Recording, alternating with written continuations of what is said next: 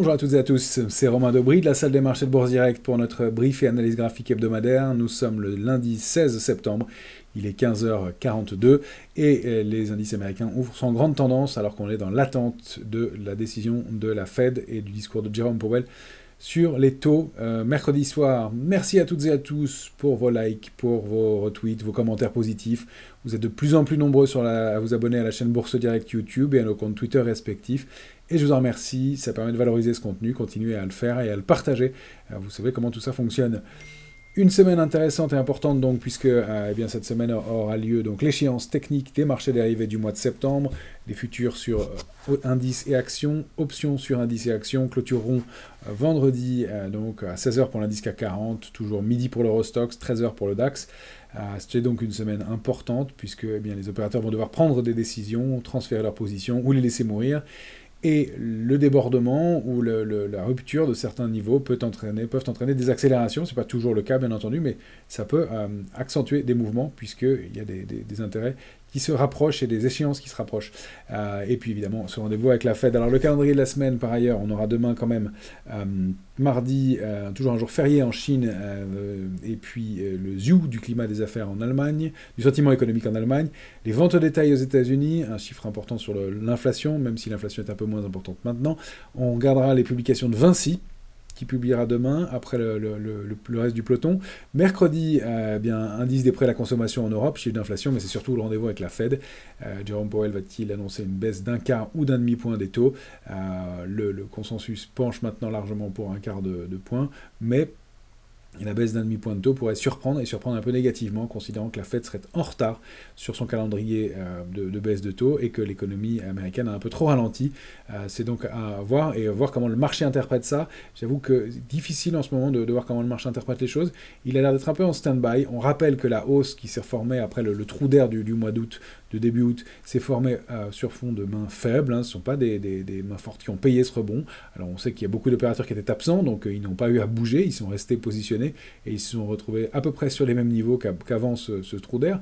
Reste qu'on ne s'est pas précipité sur le papier et que là on a reculé un petit peu sur l'indice parisien et qu'on n'a toujours pas d'intérêt très fort sur pas mal de valeurs, même s'il y a des choses qui se reconstruisent sur certains titres, ça reste un peu mitigé. Alors on va aller voir quelques actions tout à l'heure, mais pour l'instant, c'est ça. Donc, rendez-vous de la Fed, le rendez-vous majeur. Il y aura l'indice de la Fed de Philadelphie jeudi, les résultats de FedEx jeudi soir, et puis vendredi, donc l'échéance technique des marchés dérivés, ça va être le gros rendez-vous de la semaine.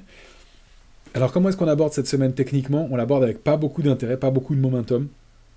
On a vu qu'on l'avait construit avec un peu de pression baissière. Elle s'est soldée en partie. Dans le rebond de vendredi, c'est difficile de l'analyser. On a vu un peu d'intérêt se construire sur l'Eurostoxx. On n'a rien vu, aucun changement sur le CAC 40. Et donc, on a plutôt un léger solde vendeur, mais c'est vraiment très, très minime. On peut dire que c'est plutôt une position qui est assez neutre à l'abord de cette échéance, avec en contrepartie un ratio de couverture qui a pas mal baissé sur tous les actifs, sur tous les indices. Sur le S&P, on est optimiste carrément, voire en limite de complaisance. Sur l'Eurostoxx, on est à l'équilibre, on peut dire qu'on est optimiste. Et sur le CAC 40, on est équilibré à prudent. On a un peu plus de couverture sur l'indice CAC 40 que sur les autres indices. Les ratios donc, sont relativement dans une zone 0,81-20 de ratio de couverture. Et je rappelle qu'entre 0,81 et 1,20, on considère qu'on est à l'équilibre. Donc il y a un risque baissier un petit peu plus important.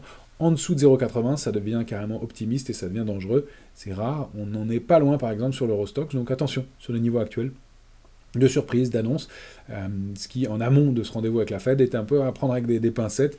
Je reste, vous l'avez compris, un petit peu prudent dans ce contexte, mais je suis prêt à changer mon fusil d'épaule en cas d'évolution, en cas de débordement de certains niveaux techniques. On va aller regarder ensemble. Pour ce qui est de la position ouverte sur les futurs, donc je disais c'était assez neutre, ratio de couverture qui a pas mal baissé, donc prudence quand même. Et donc on entame cette semaine d'échéance avec, à mon sens, un petit risque qui est toujours à prendre en compte. D'autant plus qu'on n'a pas eu de sell-off depuis longtemps sur le marché. C'est un des éléments que je voulais regarder. Et puis, on a un cocktail qui effectivement se met bien en place pour un retour possible de volatilité. Je regardais mes notes, voir si j'avais oublié des éléments que je voulais vous donner, mais non, on est dans une situation avec un scénario assez ouverts, où les choses ont l'air de se détendre, et pour lesquels je reste donc un peu plus vigilant, même si je vois quelques petites choses intéressantes à vous montrer. On a fait le tour du calendrier et du détail des marches et des forces en présence. On va aller voir tout de suite le S&P et les valeurs. Je sélectionné pas mal de valeurs à vous montrer aujourd'hui, en dehors des indices, mais ce qui va être intéressant, c'est de voir le comportement sur les titres. Voilà, on entame cette semaine, eh bien, on est en hebdomadaire sur le S&P, on est dans ce trading range 5346, 5733, vous le connaissez bien maintenant, on n'arrive pas à déborder 5638, comme je vous le disais la dernière fois, on aurait pu réajuster le range, moi je trouve que celui-ci était bien, 4957, 5346, donc voilà pourquoi je préférerais utiliser l'extension et considérer qu'on réactiverait la dynamique haussière que vraiment au débordement de 5733. Pour l'instant, on est dans une tendance neutre depuis le mois de juillet sur le S&P, même s'il a bien rebondi. Et vous voyez qu'on commence la semaine sur des niveaux bien identifiés et des niveaux de prudence. Notre range un peu resserré, 5408, 5638, a été parfaitement travaillé la semaine dernière. Je ne vais pas changer les points, vous les connaissez, 636,27 au plus haut. Et là, on ouvre sur une bougie d'indécision, sans surprise. On a l'entame d'une semaine technique. Et avec, est-ce que c'est un petit gap plus bas, 601,65, plus haut 671, on a un petit gap ici, attention à ce gap qui pourrait être un éventuel gap d'épuisement dans le mouvement de rebond, même si on n'a pas eu les gaps précédents. Le retour sous ce niveau, ça peut rester un gap commun aussi, mais attention au retour sous ce niveau et donc sous le niveau de 5601 sur le S&P. Si on passe en revanche 638, ben on peut accélérer, chercher 707, 733, considérer qu'un début de réactivation de la tendance haussière avec 733 comme premier plafond de verre et puis 873. Pourquoi pas des extensions, vous savez qu'on reste constructif et haussier à moyen long terme, ce serait une consolidation propre et puis une réactivation haussière qui est tout à fait envisageable sur ces niveaux-là, d'autant plus qu'on a retrouvé un petit peu de volume et un petit peu d'intérêt sur ces niveaux, sur les indices américains. Ce n'est pas le cas sur les indices européens, on n'a pas la même configuration, je le rappelle, donc des comportements un peu différents. Ce manque d'harmonie sur les indices, c'est soit l'un rattrape, soit l'autre, et donc on a besoin de retrouver un peu d'harmonie de ce côté-là. Ça n'est pas le cas pour l'instant. Je m'aperçois que je n'ai pas coupé la caméra et que je vous gêne à l'écran pour voir les niveaux graphiques. Donc je vous remontre le S&P sans mon visage devant. Ce sera plus pratique pour avoir les bons niveaux. On a donc 408 en bas, 638 en haut. Intermédiaire et gros support 5561, 5500, 459, ça c'est la zone à travailler. Pas d'alerte et pas de premier signe de warning sous 5000.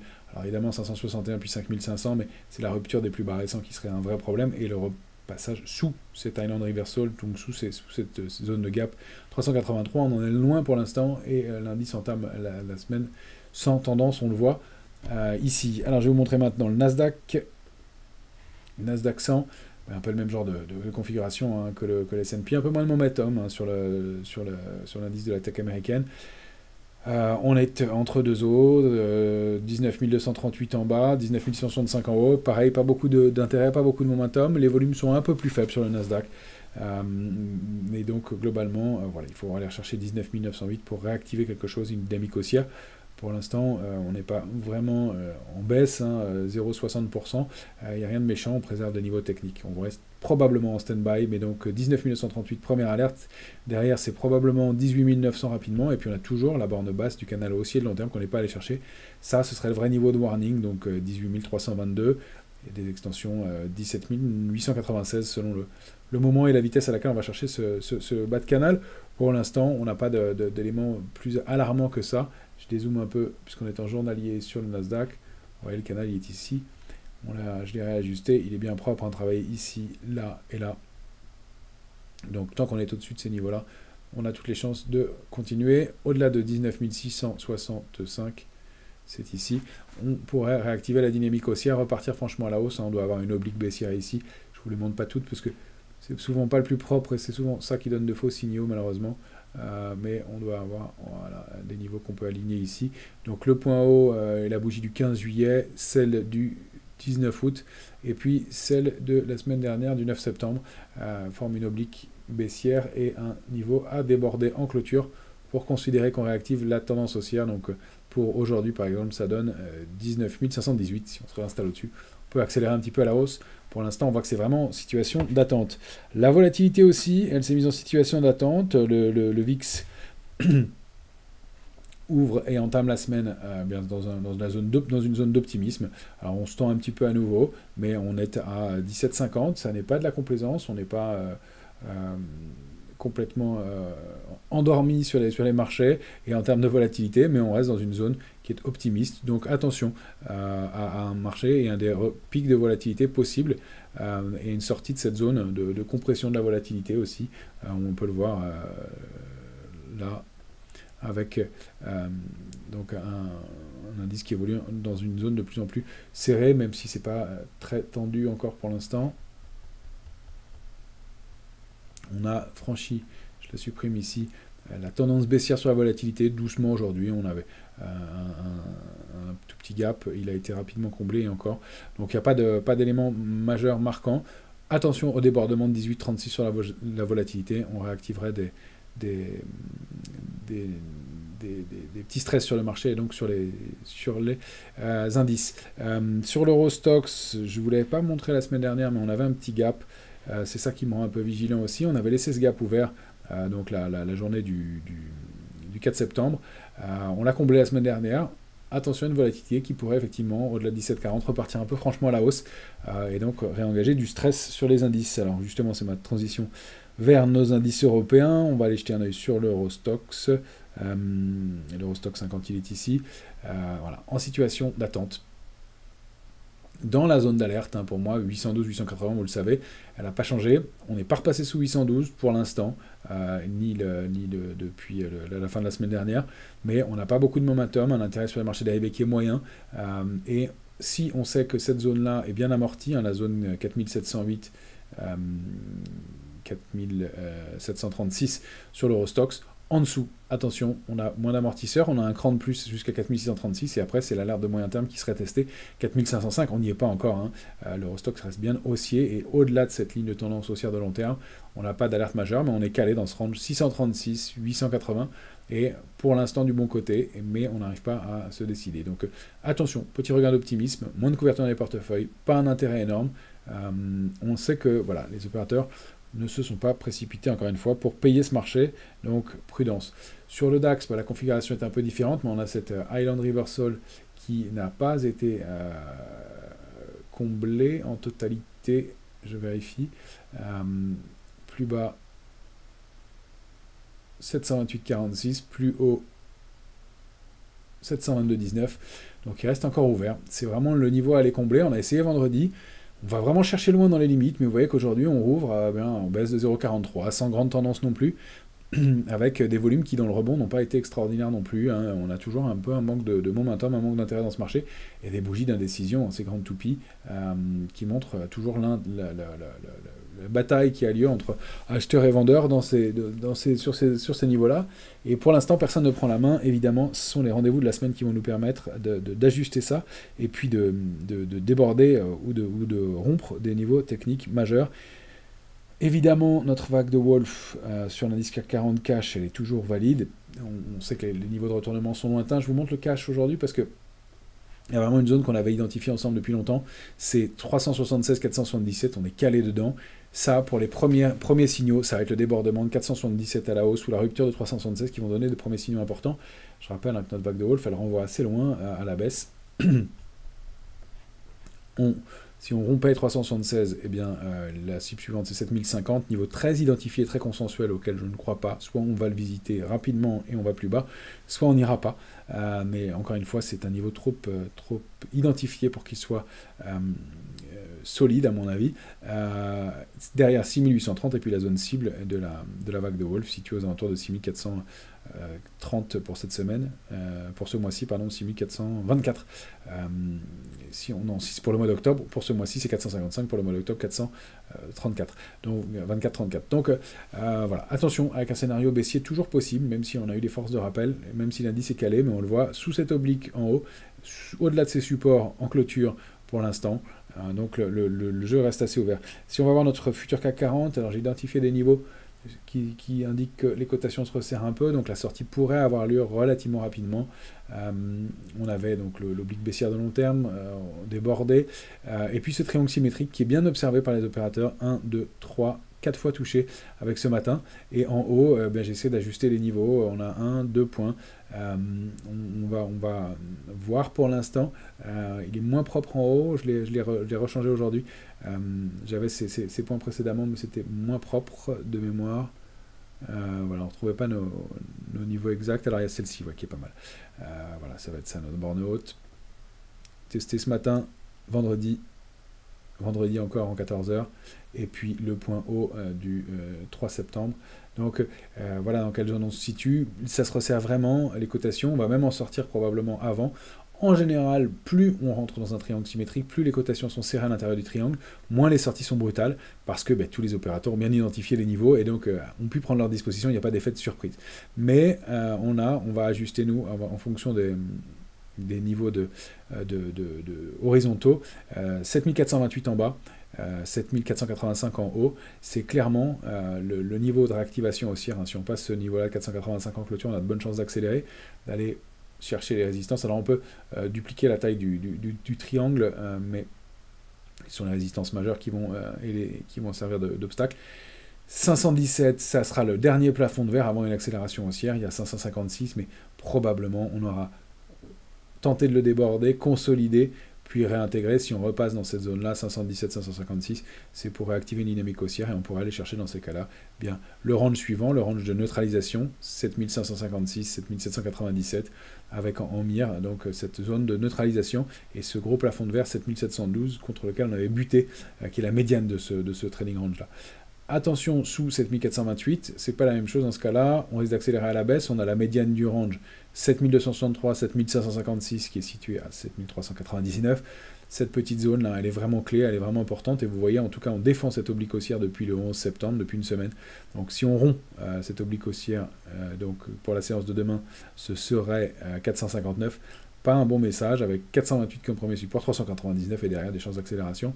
En direction de la zone d'alerte de moyen terme, 263-291, c'est le dernier support avant des risques de sell-off, à mon sens, et un retour en tendance baissière marqué. Donc prudence. En tout cas, cette structure, elle est bien identifiée par le marché, et c'était bien ça les 3 points qu'on voulait trouver. Le marché l'a bien vu, et donc maintenant, c'est ce que décidera d'en faire en clôture, qui permettra de changer ou pas son scénario, et probablement d'orienter la tendance pour les heures qui viennent et les jours qui viennent. Du côté des valeurs, je voulais vous montrer quelques éléments intéressants. On a pas mal de changements et des configurations qui sont à surveiller ou qui sont déjà un peu avancées, malheureusement, parce que les mouvements vont assez vite. Alors la première dont je voulais vous parler, c'est Virbac, qui a un bon comportement graphique depuis quelques temps. Virbac, elle était dans une consolidation entre 326 et 375. Elle déborde 375, elle est allée chercher 389 ce matin. Elle a donc toutes les chances de dupliquer ce range par le haut et de continuer. Alors soit on est prudent, on prend juste les corps, et dans ce cas-là, bien, le range suivant et l'extension possible, c'est ce niveau-là de prix. Je le trace en même temps avec vous, ça vous permet de voir comment on fonctionne. Voilà, je prends celle-ci. Voilà, 424. Donc encore du potentiel haussier, et puis comme par hasard, une zone de résistance de long terme sur le titre. Donc on n'arriverait pas n'importe où, bien sûr. Pour l'instant, elle sort vraiment de ce niveau. Elle déborde 375, que je vais vous afficher plus proprement.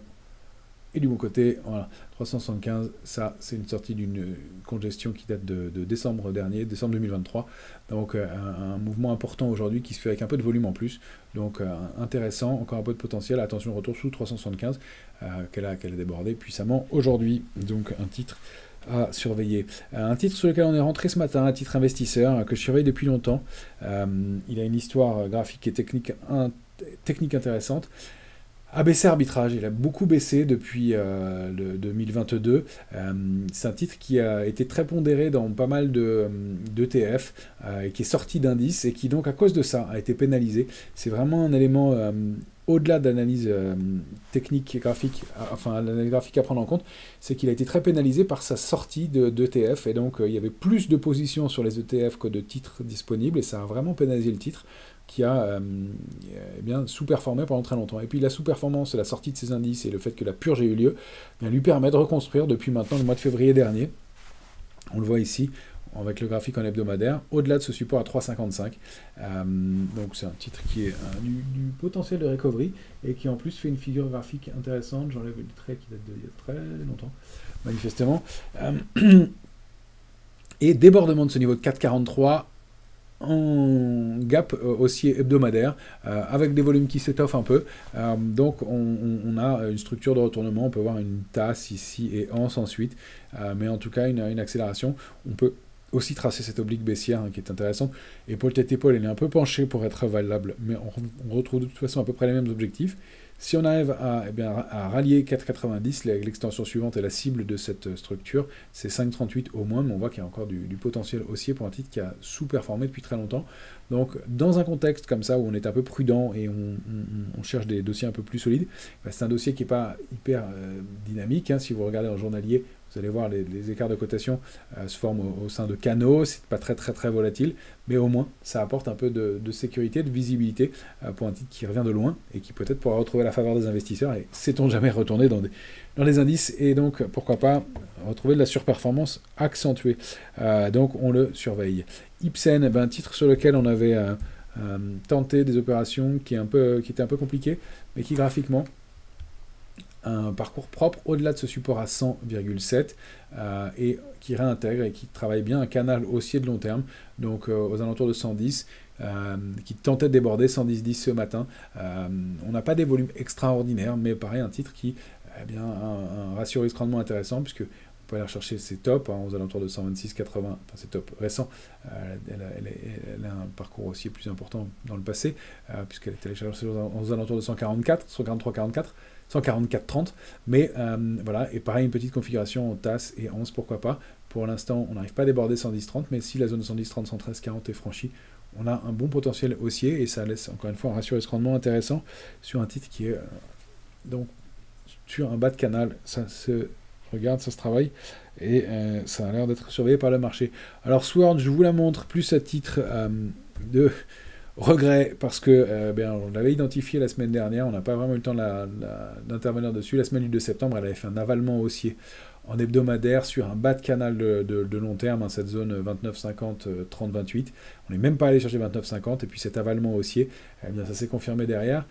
Du potentiel haussier qui est déjà pas mal consommé pour le titre, mais qui continue encore aujourd'hui, on le voit avancer tous les jours, qu'on n'a pas essayé de pas osé prendre à la volée, mais gap, accélération haussière, des volumes significatifs. La borne haute du range, c'est 38,80 sur Sword. Si on redépasse 38,80, on pourra dupliquer ce range-là, réactiver une dynamique haussière qui était en panne depuis maintenant plusieurs mois, et depuis 2022, ou en tout cas, si on va chercher au plus court, en tout cas depuis septembre 2023, et qui a l'air de se franchement réactiver, donc un titre intéressant, Sword Group.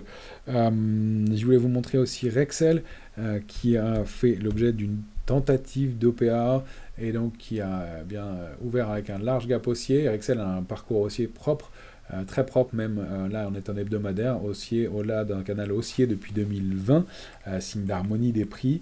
Je vous ai mis uniquement les supports et résistances majeurs, mais au-delà de 20,36, elle a bien réagi. Elle ouvre avec un très large gap haussier aujourd'hui, au-delà de sa résistance à 25, elle travaille autour de 25,07. Le potentiel haussier et le timing ne sont peut-être pas parfaits pour entrer sur le titre, mais il y a des chances d'aller rechercher la borne haute du canal et pourquoi pas la résistance majeure à 28,56. En tout cas, pareil, un titre qui repart et qui reprend une configuration haussière intéressante sur fond de possible OPA. Ça a dopé le titre en séance. ICAD, alors pareil, un petit peu en retard sur ce titre-là. C'est une vague de Wolf qu'on avait, je crois, évoquée il y a quelques temps déjà, qui s'était un peu déportée dans le temps, mais elle finit par avoir pas mal fonctionné. Vague 1, 2, 3 de baisse, 4 de hausse, 5 et on réintègre, où on n'a même pas débordé et on accélère.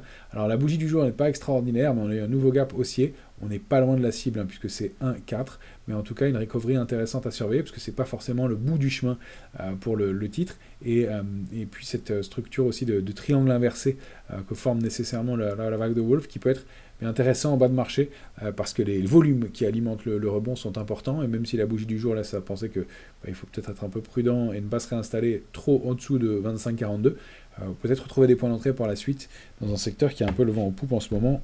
En effet, Voltalia, on est rentré dessus, mais sur une figure, sur une vague de Wolf aussi. Ça, on l'avait évoqué sur BFM jeudi, et elle a bien réagi vendredi. Donc pareil, vague 1, 2, 3, 4, je ne vous la refais pas, on l'avait vu ensemble jeudi dernier. Gap haussier, puis gap le vendredi suivant, pas mal, un peu de consolidation.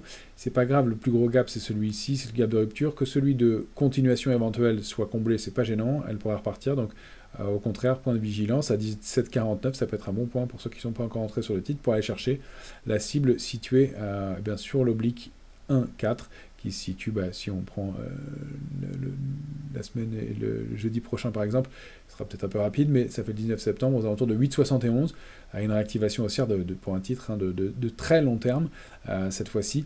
Une petite figure. Attention, si on repassait sous le haut du gap, sous le pied du gap, et puis sous le support intermédiaire à 7,41, à ne pas insister, parce qu'on risquerait de revenir en tendance baissière et d'invalider le mouvement qui s'était mis en place. Je voulais vous montrer Aramis, sur lequel on est entré il y a quelques temps déjà, un peu tard disait-on, mais avec une configuration qui était intéressante, c'est pour ça qu'on est rentré quand même dessus. Elle déborde ce niveau de 5,30, 5,46. On a une configuration et du potentiel de rattrapage aussi important. Là je suis en hebdomadaire, on va se mettre en mensuel carrément. Voilà, Aramis. Donc une grosse recovery aussi depuis son introduction en 2021. Elle avait évolué entre 3,29 et 5,46 sans déborder en clôture ce niveau-là.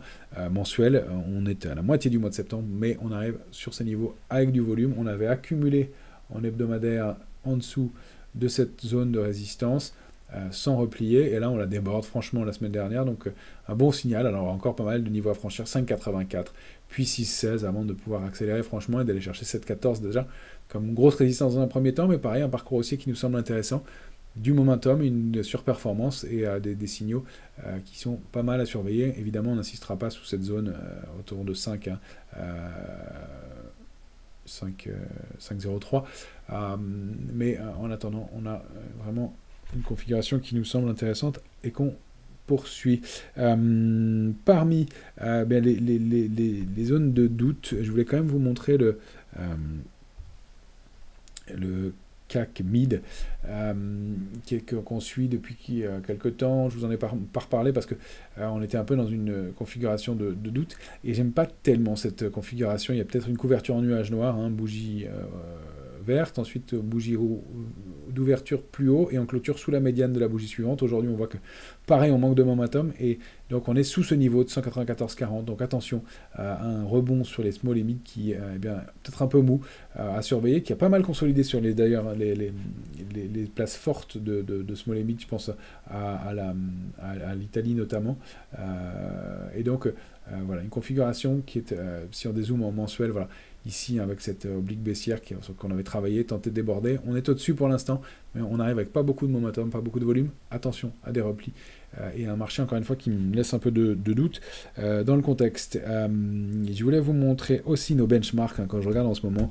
Stellantis, on avait dit qu'elle avait formé une grosse structure de retournement baissière, qu'il ne fallait pas rompre 13,87, ça a été le cas malheureusement.